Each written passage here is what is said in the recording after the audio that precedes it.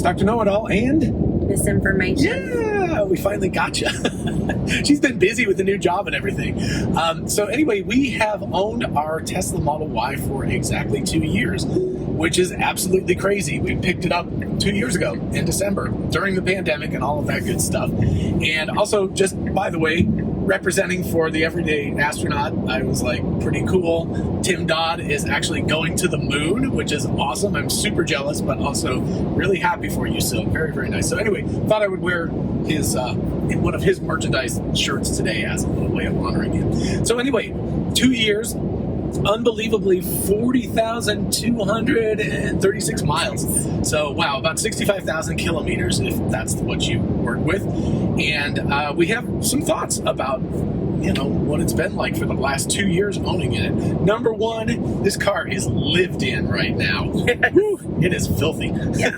So I've not been as good about taking it to the car wash and stuff as we were in the past. Part of the problem recently, though, honestly, is it's just been completely gloomy and rainy. So I hate like washing a car and then having it immediately look like garbage. So hopefully it will be sunny in the next few days. 2 years in, it is not as babied as it was in the beginning. You remember when we were like no food or anything like that in the car? We just finished eating potato chips, which has like potato chip dust everywhere. So speaking of that, so we really wish it would clean itself. So Elon, get to work on that. Make the car clean itself. That would be awesome. While we're asking for things. Yeah, while we're asking for things, why not have the car clean itself? So I wanted to start off just by, we're going to talk about road trips and stuff because a lot of our experience was on that. So these seats, when we bought the car, I don't think we thought too much of them. I mean, they were fine, but you didn't think about it. But these seats are ridiculously comfortable for 10, 12, 15-hour day drives. I don't know. Absolutely. Absolutely. I think we've said this in a few of our videos before.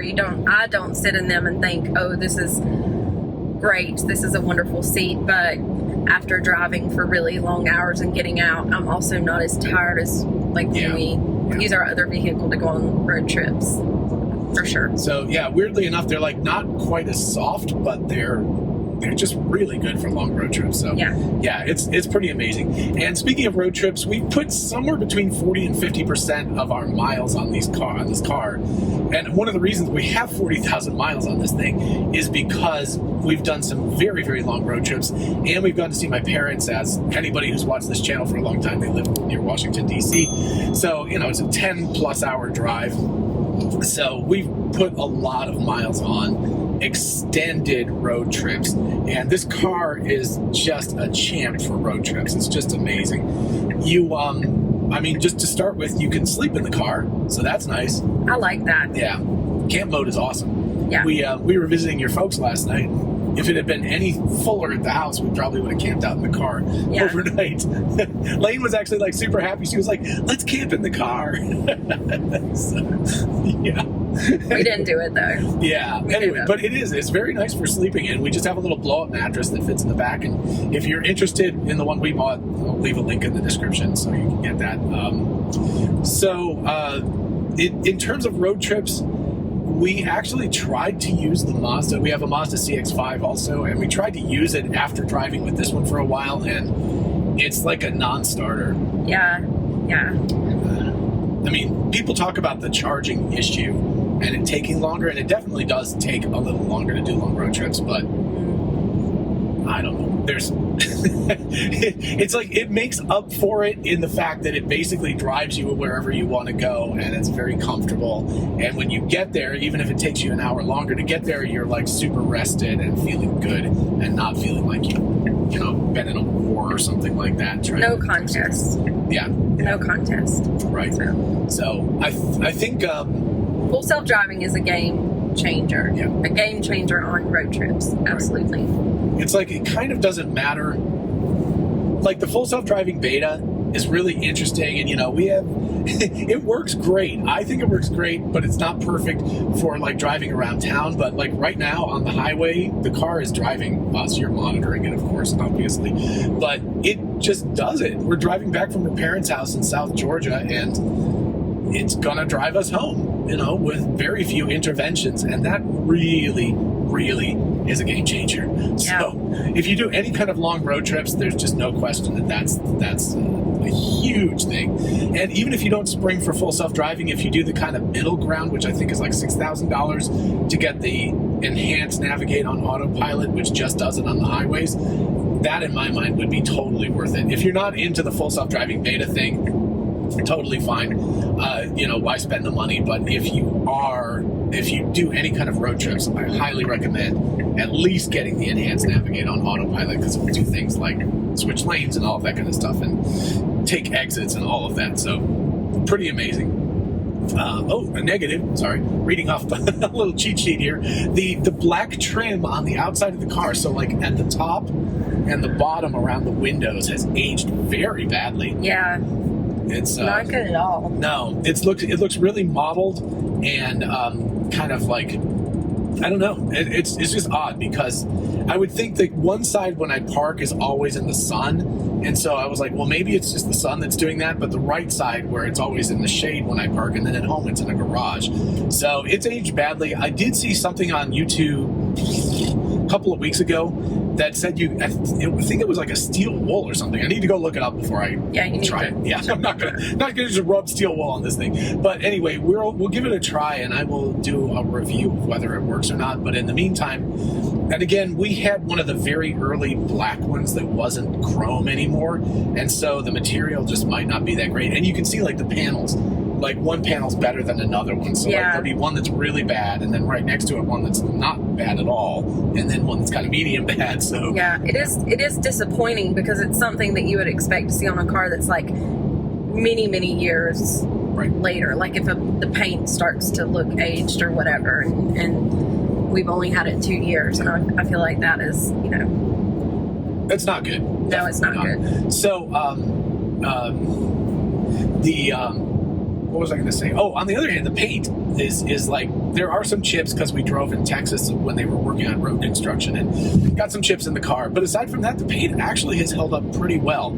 I know that there were issues that people said that the paint was like really soft and would break down, but I think it actually looks pretty decent for 2 years and a lot of miles. So that's actually really cool too. So as far as advancements over the last 2 years, so again, remember, as opposed to most cars, you buy the car and that's the car you have until you sell it.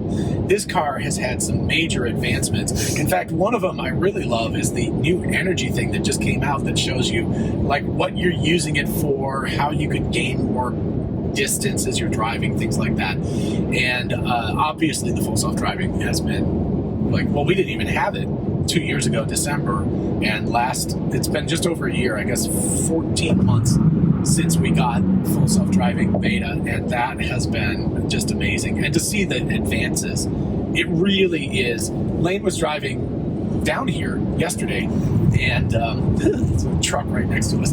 It is still freaky that this thing drives itself. It's like there's a big truck right next to you.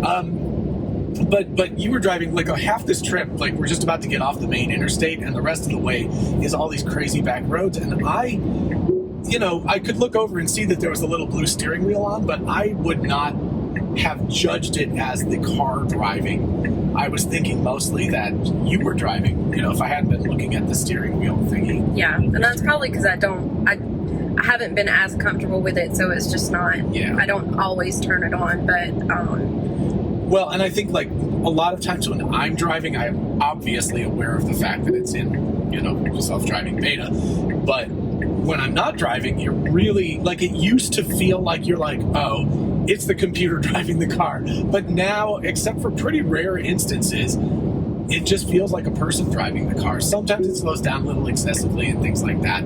But yeah, generally speaking, it's really good. Sorry, it's very active on this road today. Yeah. It's doing a lot of stuff. You're getting the car is driving us in the foggy, rainy, whatever the heck kind of conditions these are.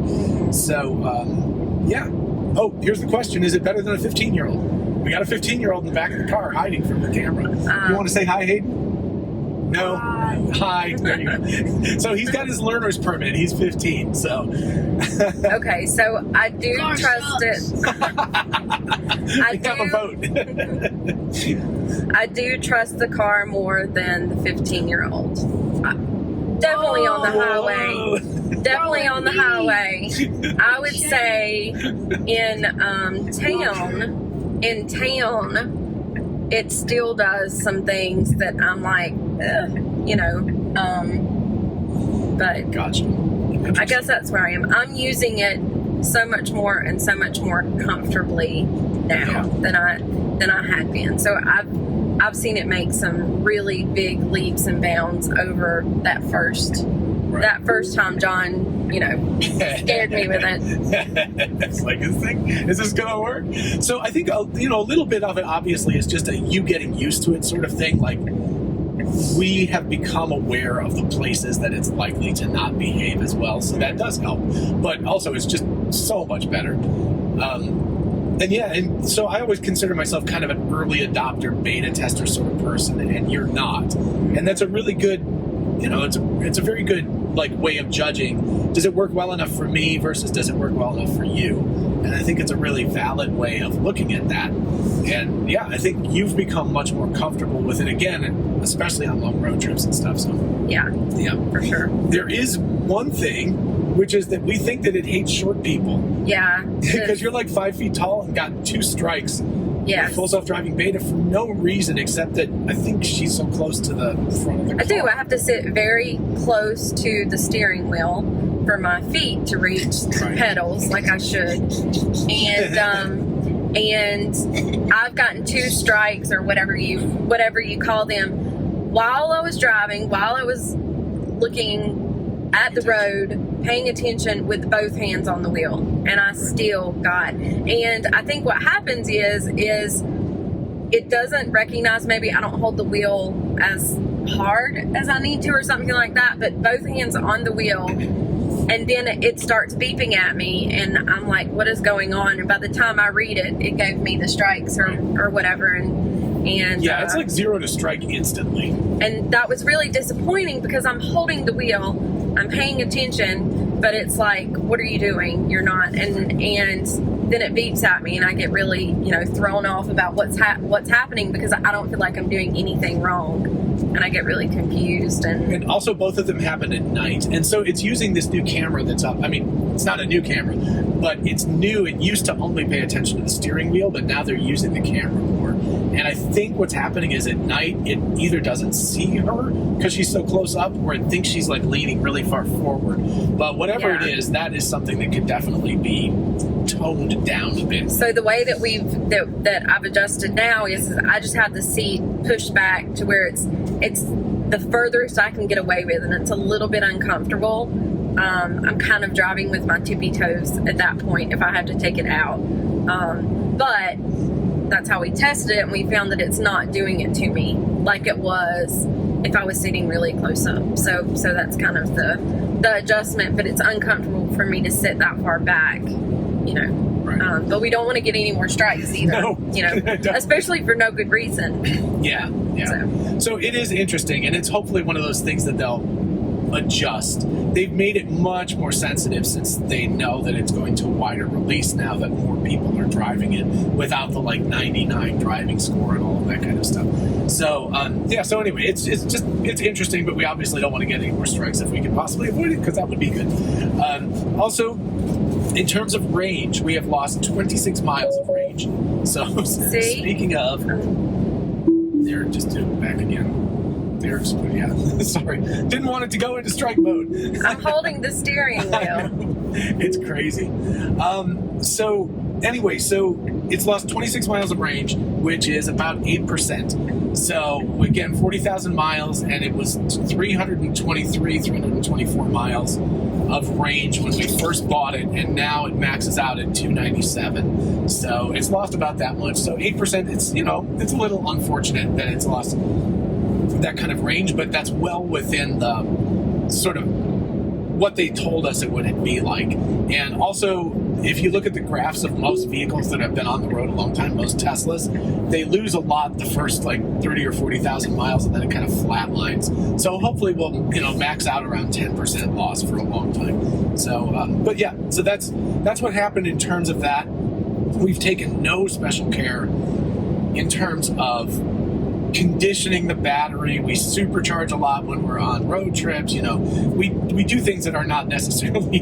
We do not charge it up to 100% all the time at home, of course, obviously. But when we are on road trips, we charge it up to 100% a lot. So anyway, we haven't taken any special steps to care for it, but it's been 8% loss is what we've gotten so far.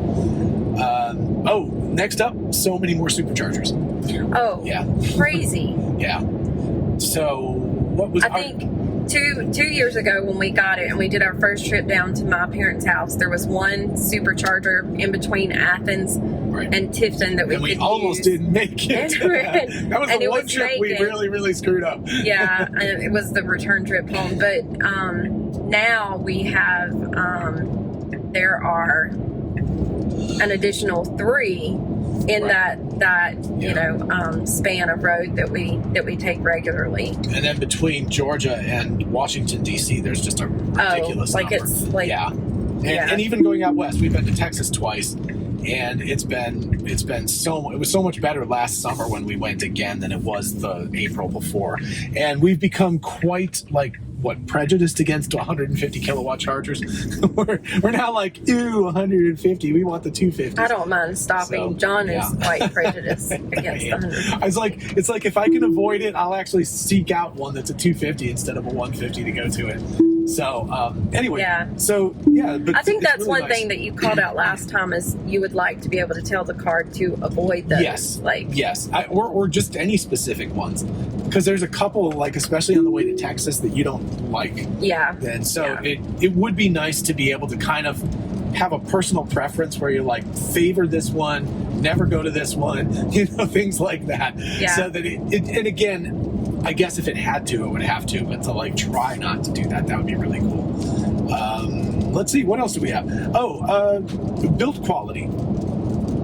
Yeah, right? I mean, I think it's... Yeah, I've definitely seen some... except for the... I've seen some reels and videos that people have put out where they've, complained about the quality of their car, certain things, I don't know, sounds that it makes or crinks or something isn't put together well, and I don't think we've found anything in ours that seems like that outside of the molding, that issue that we've seen. Yeah. And by the way, full self-driving handles rain a lot better than it used to. It's doing full self-driving in the rain now. It won't. There'll be at some point it'll be too much and it'll stop, but it still stays on the lane. But anyway, yeah, the build quality. I hate squeaks and creaks. It just drives me crazy, and so I'm super sensitive to that. And it's been really good. I mean, it's really solid and hasn't deteriorated and felt looser over time. So that's really, really nice. So again, except for the molding, I'm super happy with the build quality.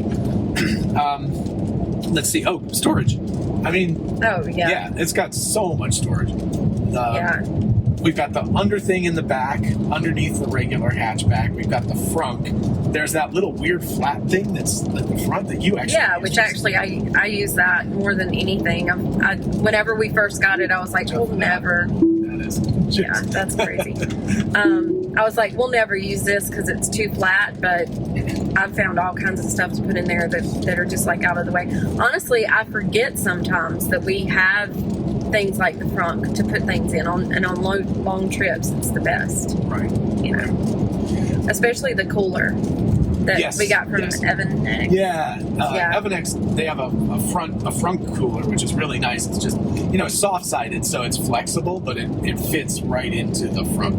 And so again, all that stuff's down in the description if you're interested. Service for the car, we've had tires rotated. We had, there was a problem with this door over here. The passenger door was rolling up really slowly, and there was a funky thing with the lumbar support on the seat. This was shortly after we got the car, and they came right to our house and fixed all these things. So that was great. And so I think the service has been really good. The other incident that we had was the flat tire incident, which brings up the fact that there's no spare tire in this car. Yeah, I don't like that. Yeah. And it's just because it makes me feel very helpless. Because it's I would rather just really quickly change into a spare and get back on the road and go get it fixed than have to wait for someone to come and save me, you know. So the reason that the rationale is that Tesla says it's more dangerous for you to change your own tire than it is for you to get service. And they do, like, the time that we had a flat, ironically, was when we were going to get new tires. But we had a flat, and we just pulled off the road onto a side road and texted Tesla's service number off their app on the phone. And it did take a while. I think it was almost 2 hours. Because both of you are on the wheel. I'm looking no. It was actually saying, I told you the rain was going to get bad enough at some point. Okay. So what it say? Like, actually, that's weird because it still says it's doing the full self-driving. Anyway. What's interesting right now, sidebar, is that we're on a back road that has construction, so all the lines aren't painted yet, and it's still handling it very well. Yeah, and there's orange barrels out the side, and it's raining, and it's really garbage weather. So, yeah, it's very cool to see how well this thing does under, you know, adverse circumstances. It's very cool. Okay. So anyway, the flat tire, aside from the fact it was a Sunday and we were in a weird spot where they didn't have, usually Tesla sends out their own service people to deal with it, but we were too far away, and so they had to send a tow truck, and it was a Sunday, and it was just, you know, it was one of those things. So anyway, we had to wait for a good long while. I think it was almost 2 hours, but the guy put it on the truck, took us directly to the Costco where we had 4 new tires waiting for us, and I just didn't like that experience. I don't like sitting and feeling abandoned in a place, and I feel like that is, I didn't worry about it with John with me, but if I was alone, I would have been, you know, a lot worse, because obviously you have entertainment and you have things, so we had things to keep us occupied or whatever, but I would rather, you know, change the tire, get back on the road, and not be sitting somewhere with nowhere to go out all alone. So see why I like this person. It's like, I'll take care of it myself. So but yeah, again, it was all very good and very, very well handled. So I know some people say that they have issues with Tesla service, but I felt like they've done a good job. It's been, we haven't needed it very much, but it's been fun. Right. Yeah. And which brings up the last 2 points. Number one, the tires do wear quickly because it's a heavy car, and of course, if you accelerate rapidly, you're putting a lot of torque on the tires, and it does. So we have 40,000 mile tires, and at 30,000 miles, we pretty much had to replace them. So, you know, and maybe it's also just me. I've never had 40,000 mile tires last 40,000 miles for me. I think I'm a bit of a lead foot. I like to take off fast off the line. So anyway, but yeah, they lasted about 30, so it wasn't the longest life, and we're on our second set of tires now, so I don't know how long they'll last, but anyway, we will see. But then the last point that I wanted to bring up was maintenance, which is 0. We have done nothing, which is pretty cool. So yeah, no oil changes, no anything. Yeah, it's great. I've actually gotten to the point to where, I don't know, we had to go get we had to take the Mazda to get an oil change.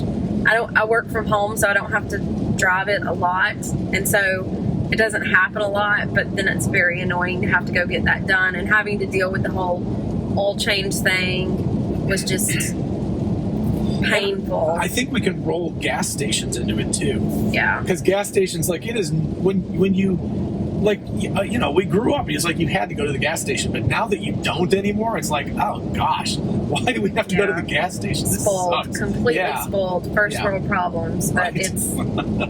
Oh, I wouldn't say that. I think this is going to take over the world. But, you know, but it's really nice when you're at home, you plug it in just like your cell phone, and in the morning it's charged up. You drive it around, do whatever you need to do all day, and at night you plug it back in. So there's no inconvenience of having to, like, go to a gas station, figure out which one the cheap one is, go to that one, potentially be in line. All of those kind of things are just negated when you have the car, and you don't have to do oil changes and stuff. So yeah, it's fantastic. I don't know. Any other thoughts?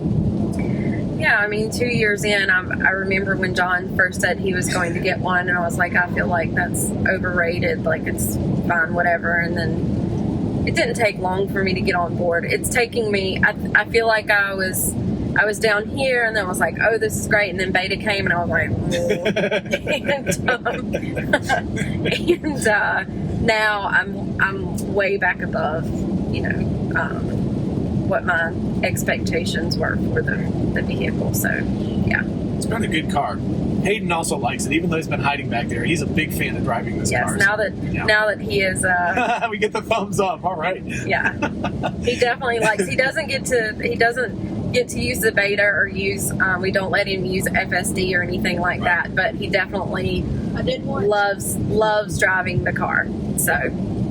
It's a lot of fun. Yeah. It's a good car. And the regenerative braking, I don't think we mentioned that before, but the I guess that's also a thing. Like, going back to driving a gas car, not like the fact that I pretty much never have to touch the brakes in this car, now that I've figured out approximately how much it decelerates, it's really annoying to have to use the brakes in a gas car. So it's just a lot nicer to drive. Like, just the experience, not even the full self-driving and stuff, but the experience of driving the car. It's like really, really, you know, you don't have to hold the steering wheel all the time because it like just stays exactly where it's going to go when you go.